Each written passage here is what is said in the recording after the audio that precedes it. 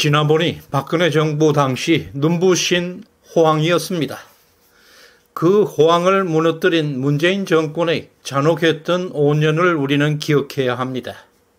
지난 시대, 그 시대 얼마나 진실이 왜곡되었는지, 또 탄핵의 광풍이 온 나라를 휩쓸었던 가짜와 조작이 가득한 암흑의 시간이었습니다. 우리는 추락을 하면서도 그 깊이를 느끼지 못했습니다. 이제 지난 지옥의 5년, 조작과 가짜 선동의 사슬을 과감하게 끊어내야 합니다. 이 표는 시대정신 연구소에서만 볼 수 있는 자료입니다. 고용금리, 물가 변동을 한눈에 비교할 수 있습니다.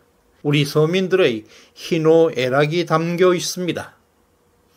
특히 이 세 가지에 대한 깊이 있는 이해 없이는 좌파들과 싸울 수 없습니다. 그들의 가짜 선동에 당할 수밖에 없습니다. 좌파들의 선동은 반드시 먹고 사는 문제에서 시작되기 때문입니다. 미국은 1970년대 경기 부양을 위해서 많은 돈을 대량으로 풀었습니다. 그 결과 물가는 폭발적으로 상승합니다. 1979년에 인플레이션이 11.3%에 달했습니다. 그리고 1980년에는 13.5%까지 물가가 치솟았습니다. 물가 상승률이 5%를 넘게 되면 봉급 생활자에게는 지옥이 됩니다. 당시 미국 곳곳에서 폭동이 발생했습니다.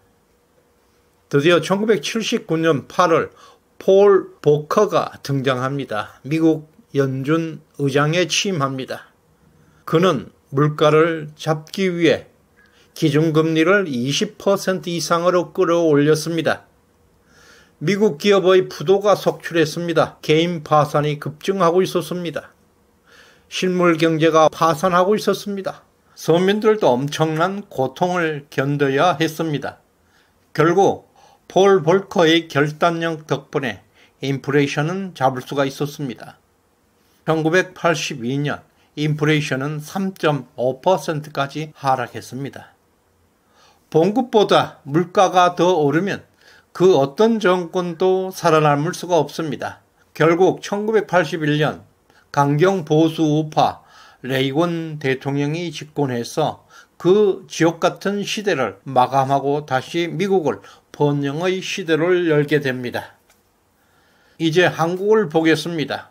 2017년 박근혜 대통령이 탄핵당할 때 우리나라 경제는 눈부신 호황기였습니다. 그러나 그 당시 가짜 뉴스로 경기 호황이 완전히 가려졌습니다. 시간이 지나고 세월이 지나고 보니까 그 시절이 너무나 좋은 시절이었다는 것을 뒤늦게 사람들이 깨달았습니다. 짧은 영상을 한번 보시겠습니다. 민주당의 김경엽이라는 인물은 문재인 정부 때보다 나아진 경제 지표가 하나라도 있습니까? 라고 한덕수 총리에게 물었습니다. 참 기가 막히는 질문입니다. 국민들이 국회에서 일어나고 있는 상황을 보고 있었습니다. 한덕수 총리의 답변은 100만 불짜리였습니다. 문재인 정부처럼 하면 당장 회복됩니다. 문재인 정부 때보다 이 중에서 더 나은 경제 지표가 한 가지라도 있습니까? 지난 5년 동안의 경제 운영은 빚에 의존했고 정말 무책임하게 운영한 겁니다. 문재인 정부처럼 하면 당장 회복됩니다. 빚 500조쯤 더 얻고 인플레이션이 되건 말건 금리 낮추고 저희는 절대로 그렇게는 하지 못하겠습니다. 그리고 중장기적으로 정말 세계에서 존경받는 국가, 강력한 경쟁력을 가진 국가, 국제 수지도 흑자를 이루는 국가, 생산성이 높은 국가, 재정이 건전한 국가, 그런 나라를 이룰 겁니다. 문재인 정부와 같이 하면 당장 회복됩니다. 빚 500조 더 내고 인플레이션이 되든 말건 금리 내려버리고 우리는 절대 그렇게 못합니다. 이렇게 민주당은 아나무인격입니다. 문재인 정부의 실패를 윤석열 정부에게 덮어 씌우고 있습니다. 이것이 선동입니다. 정신 바짝 차려야 합니다. 2017년 박근혜 정부는 고용률 60.6%, 물가 상승률 1.0%, 기준금리 1.25%의 최적의 경제 상황에서 문재인이가 나라를 뺏어갔습니다. 그 당시 공공기관과 공기업에는 적립금이 수십조, 수조 원씩 쌓여 있었습니다. 무역 수지는 사상 최대치를 기록하고 있을 때였습니다. 문재인은 정말 좋은 경제 상황을 물려받았습니다. 하지만 5년이 지났습니다. 2022년 문재인 정권 말년에 경제 지표를 보면 충격적입니다. 고용률은 60.6%에서 62.1%로 소폭 상승했습니다. 그러나 물가 상승률, 인플레이션은 1%에서 무려 5.1%로 4.1%포인트 급등했습니다. 인플레이션이 폭발적으로 증가했습니다. 1970년대 미국의 물가 상승으로 서민 경제가 파괴된 것을 우리는 앞에서 보았습니다. 물가 상승률이 3%를 넘어가면 경제는 지옥으로 변하게 됩니다. 그때 이미 문재인 정권은 지옥으로 향하는 연옥의 문을 열고 있었습니다. 물가가 상승하면 금리를 올리지 않을 수가 없습니다. 2016년 박근혜 정부의 기준금리는 1.25%였습니다. 문재인 말기 2022년에는 3.25%로 폭등했습니다. 무려 금리가 2.0%포인트나 상승했습니다.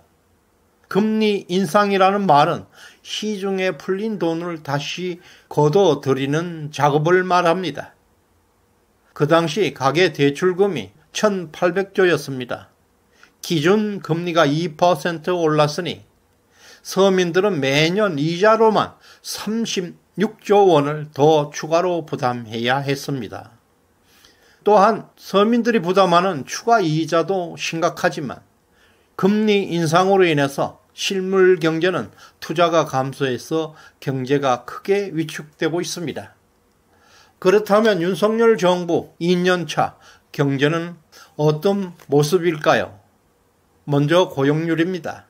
문재인 정권에서 이어받은 62.1% 고용률이 2024년 올 8월 현재 69.6%까지 상승했습니다. 역대 최고치입니다.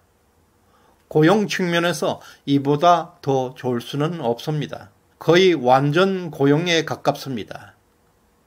다음은 물가 상승률입니다. 문재인 정권에서 물려받은 물가 상승률이 5.1%에 시작해서 2024년 현재 인플레이션은 2.5%까지 하락했습니다. 무려 2.6%포인트 하락해서 물가가 상당히 안정세를 보이고 있습니다.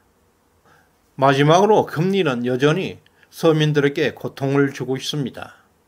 윤석열 정부는 문재인 정권에서 3.25%의 기준금리를 이어받았습니다. 현재 3.50%로 유지되고 있습니다.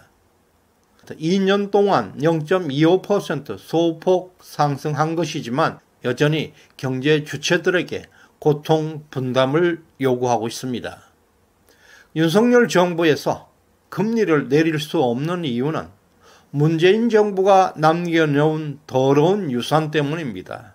그것은 바로 물가 상승률이 5.1%까지 치솟은 상황에서 금리는 절대 내릴 수가 없는 것입니다.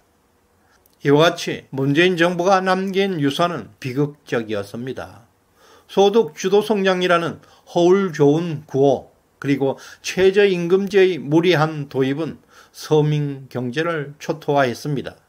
기업의 경영을 완전히 위축시켰습니다. 그 결과 물가는 치솟고 금리가 급등하는 악순환이 발생하고 있었습니다. 수십조의 적립금을 가지고 있던 공공기관, 공기업마저도 문재인 정부의 방만한 재정 운영으로 그 적립금이 무너져 내렸습니다. 대부분 공기업들이 적자에 몰렸습니다. 물가는 폭등했고 가계대출금은 금리 부담으로 해서 이자는 눈덩이처럼 불어났습니다. 그들의 무책임한 정책이 결국 서민들의 고통으로 돌아온 것입니다. 윤석열 정부는 이제 그 잿더미에서 다시 나라를 반드시 세우고 있습니다. 그러나 그 고통은 여전히 우리 서민들이 감당해야 할 몫입니다. 다행히 고용 상황은 역대급으로 좋아졌고 물가도 안정화되었습니다. 또 미국 연준에서 금리 인하 조치를 취했습니다. 우리 경제도 마침내 숨통이 트일 여건이 조성되고 있습니다. 이제 대한민국은 묵은 어둠을 뒤로하고 새로운 빛을 향해서 힘찬 날개짓을 시작하고 있습니다. 시대정신연구소는 여러분의 성원으로 성장할 수가 있습니다. 구독, 좋아요 꼭 눌러주시길 바랍니다. 감사합니다.